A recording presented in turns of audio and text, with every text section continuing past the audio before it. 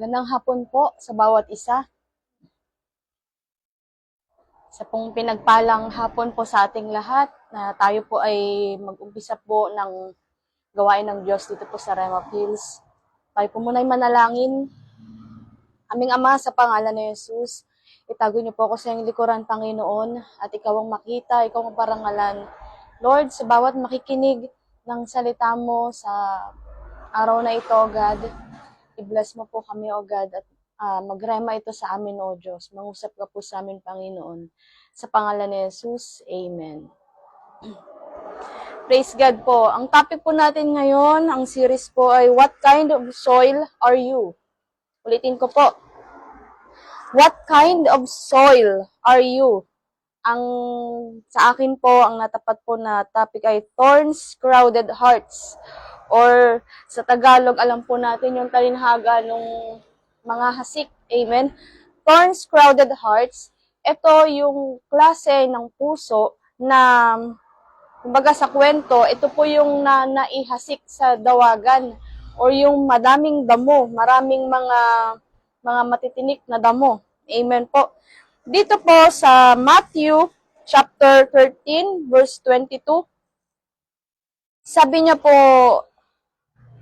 dito, He also that received seed among the thorns is he that heareth the word, and the care of this world, and the deceitfulness of riches choke the word, and he becometh unfruitful. Amen. Ang karakteristik po ng isang dawagan or damuhan ay from the word itself, ito po ay maraming ligaw na damo na hindi naman intended na tinanim. Amen po. Maraming mga ligaw na halaman na hindi mo siya tinanim doon. Alam niyo po, ako po ay nagtatanim din naman po, dun po sa pagtatanim, ay binubunot ko po yung mga nakapaligid na mga damo na aagaw lang sa nutrisyon ng halaman na tinanim ko. Amen? In short, maraming kaagaw na nutrisyon dito sa dawagan. Amen? So, hindi siya ideal na taniman. Ang ano po dito, maganda po yung lupa, pero maraming damo. So, ang kailangan po nitong gawin muna bago taniman ay linisan. Amen po. First, linisin muna para lumago ang tanim. Ang examples po dito ng thorns, crowded hearts. Number 1, chasing money more than holiness. Ulitin ko po, chasing money more than holiness. Sa Luke 18:22, nandun po yung kwento ng binatang mayaman. Amen. Nagtanong siya sa Panginoon. Sabi niya, Panginoon, paano ba pagharian ng Diyos? Ang sabi ni Jesus, simple lang, sundin mo lang ang 10 utos. Amen. Ang sabi naman po nitong binatang mayaman, sinusunod ko po ito mula nung bata pa ako. At sabi po ni Jesus, isa na lang ang kulang. Ibenta mo ang iyong kayamanan at ipamigay sa mga mahihirap. So, ang nangyari, nalungkot na tumalikod yung binata at umalis. Amen. Ito po, sa kwentong yun, mayaman po kasi yung binata. Amen. At hindi siya totally makasunod sa Panginoon. Hindi niya totally masurrender ang buhay niya dahil doon sa kayamanan. Amen. Chasing money more than holiness. Nandun yung desire niya na sumunod, pero napakaraming distractions. Napakaraming earthly desires. Amen? Ang kailangan po natin gawin dito ay care about holiness more. Care about holiness kesa po doon sa income. Amen? Example po dito.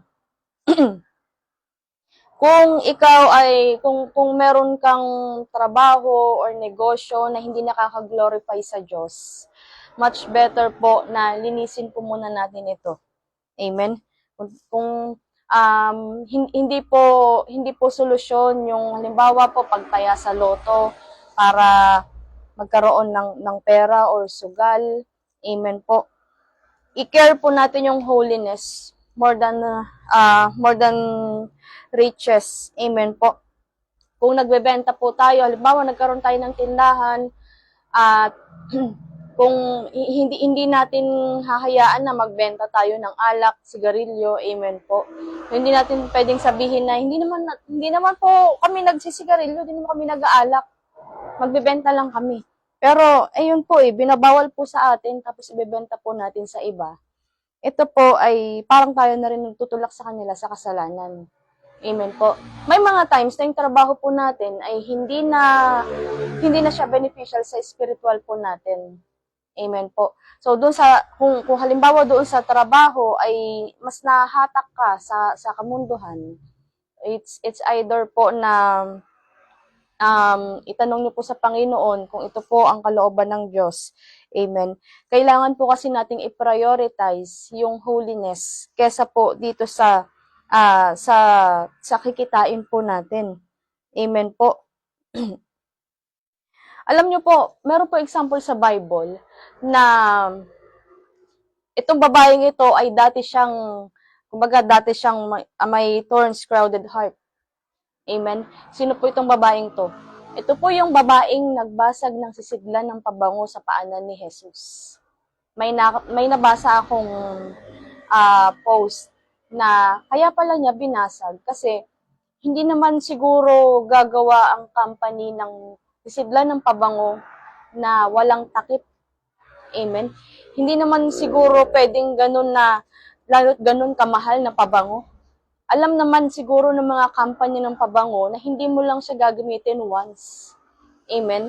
Alam po natin na yung bawat pabango ay mayroong takip. Amen. Pero ang ginawa nung babae, hindi niya lang ito binuksan at binuho sa paanan ng Panginoon or kahit man lang nagpatak ng kaunti dahil napakabango na po nito, kundi binasag niya. Amen. Binasag niya yung sisidlan ng pabango at saka ibinuho sa paanan ni Jesus. Bakit po?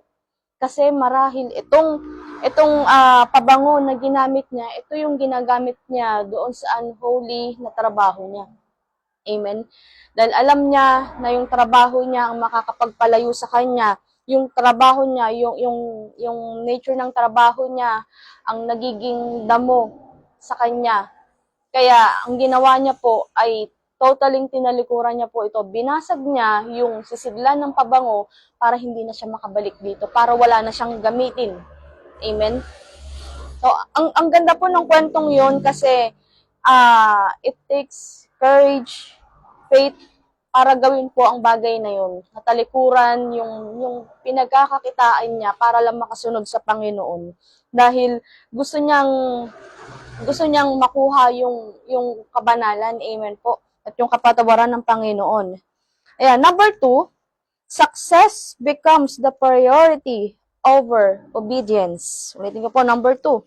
Success becomes the priority over obedience. Your choice kung lilinisin mo ang paligid ng puso mo. Amen po. Alisin po natin yung selfish desire at palitan ng obedience. Nung si David po ay laging nagtatagumpay sa labanan, nabasa po natin ang kwento ni David, halos kada labanan niya ay pinagtatagumpay siya ng Panginoon. Pero dumating ang time na napuno ng pride ang puso niya. At ang pride ay isang uri din ito ng damo sa puso. Amen? Ang ginawa po ni David dahil sa napuno siya ng pride at nakita niya na dumadami ang mga Israelita, ang ginawa niya po ay nagpasenso siya. Amen po. Naging kasalanan ito sa paningin ng Panginoon. At take note po, it takes how many months po bago natapos sa pagsisensus. Ibig sabihin, ganun kahaba yung binigay po ng Diyos kay David para magsisi, para i-cancel yung pinagawa niya. Amen. Pero hindi niya ginawa. So, ang nangyari po dito, kaya po kasi naging kasalanan ng pagsisensus ay bumasa siya sa dami nila at sa lakas nila. At isa pa po, sa batas po sa Bible, ang sinesensus lamang po ay yung pag-aari po mismo ng taong nagsisensus. Sinensus niya po yung mga tao at inangkin niya po ito na parang tao niya. Amen. At doon nagalit ang Diyos. Pero, Sa kabila po nito ng pride ni David, siya po ay nagpakumbaba pa rin sa Panginoon. Amen. Tignan niyo po dahil po dito sa napuno po ng dawag yung puso ni David nung time na to or yung pride. Amen. Hindi na siya nakasunod sa kalooban ng Diyos. Kaya may mga times na kapag marami pong distraction sa paligid ng puso po natin, sa paligid natin, minsan mas inuuna na po natin yung sarili natin. Amen po. Lalo kung na-achieve mo yung success, fame, power. Amen. Sa tao, masarap sa pakiramdam kapag successful ka, kapag sikat ka, kapag ikaw ay tinitingala ng mga tao, kapag ikaw ay may authority, kapangyarihan, or mataas ka. Amen.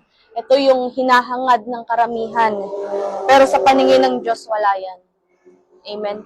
Dahil ang sabi sa atin ng Panginoon, huwag tayong magtanim ng kayamanan dito sa lupa. Magtanim tayo ng kayamanan sa langit. Amen. Dahil kapag dito mo binild yung mga bagay na to, pag alis natin dito sa mundo, ay iiwan mo rin yan. Amen. Ang gawin po natin, kung yung priority po natin nagpapabagal sa atin sa paglago, sa pananampalataya, itama natin ito. Amen.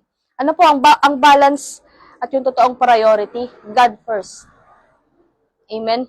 Sabi po nila nung ako po ay nag-aaral pa lang, sabi, wag kang puro church, wag kang laging nasa church. Mag-focus ka din sa pag-aaral mo. Tama po 'yun, mag-focus po sa pag-aaral. At sabi po, doon ka lang sa bahay niyo, pumunta ka lang sa church kapag Sunday. Yun lang naman ang kailangan mo. Pero alam niyo po, natutunan ko na ang totoong balance pala, sabi i-balance daw. Tama po yun, i-balance po natin, magkaroon tayo ng time sa school, kung nag-aaral ka, sa trabaho, sa family, sa lahat po. Pero ang totoong balance po kasi ganito po, ang utos po ng Panginoon, ibigin mo ang Diyos ng higit sa lahat. At ang number 2, ibigin mo ang kapwa mo ng gaya ng pag-ibig mo sa sarili mo. Never pong sinabi ng Diyos na ibigin mo ang Diyos at ng kapwa mo ng higit sa lahat. Amen. Always number 1 ang Diyos. Ang totoong balance ay higit ang Diyos. Top priority po natin dapat ang Diyos. At next na lang po yung family natin, yung kapwa natin. Amen. At yung mga ibang bagay. Amen. Ano ang mapapala mo kung makamtan mo ang lahat ng kasikatan, lahat ng tagumpay sa mundo kung malayo naman ang puso mo sa Diyos? Ayun ang pinakamalungkot na lugar na pupuntahan mo kung sakali. Amen. Gawin po nating priority ang Panginoon. Amen. So sa isang tao na may puso na pinapaligiran ng mga damo, mas nadidistract siya doon sa success or doon sa kung ano nakukuha niya dito sa mundo. Amen. Number 3 na example ng thorns crowded hearts. Anxiety replaces trust in God. Ulitin ko po, anxiety replaces trust in God. Napalibutan na ng alalahanin ang puso. Amen. Sabi ng Panginoong Jesus, sapat na ang isang problema mo sa araw na ito, saka mo na isipin yung bukas. Amen? Dahil walang makakadagdag ng buhay niya sa pag-aalala. Amen? Scientifically, explanation po dyan, scientifically study po, totoo po yun. Ang stress ay nakakapagdulot lang po ng sakit at ang sakit ay nagpapaikli ng buhay. Kaya advice po sa atin ng Panginoon, magtiwala tayo sa Kanya. Amen. Alisin mo lahat ng mga distraction sa puso mo. Yung mga alalahanin, na yung mga what ifs, na ganyan, kung paano kung ganito ang mangyari. Amen. Trust God. At yung anxiety po, hindi po siya nakakatulong sa atin. Amen. Number 4, ito po yung last. Comfort and pleasure dominate decisions. Bitin ko po. Comfort and pleasure dominates decisions.